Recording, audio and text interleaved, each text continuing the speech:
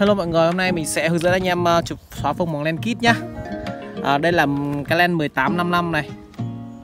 Đấy, không cần phải anh em không cần phải mua lens tốn tiền làm gì cả, anh em dùng lens kit này cũng có thể chụp xóa phông được. Ở bên kia là bạn mẫu, bên kia là bạn mẫu. Đấy, để nhanh.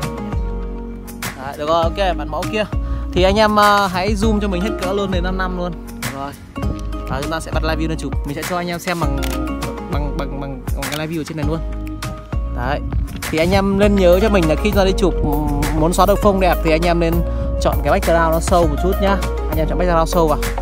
Cho background sâu và thứ hai là sau đó không có một cái vật cản gì hết. Rồi, tôn châm thuốc ấy, ngồi thẳng lưng lên tí, Và mình sẽ vươn cái máy nó cao hơn một chút nữa anh em ạ. Vươn máy cao hơn một chút. Đấy, đúng không? Mình sẽ chuyển cái chế độ là AF như vậy thì mình sẽ chuyển chế độ AF Live. Để cho nhận dạng khuôn mặt được nhanh hơn.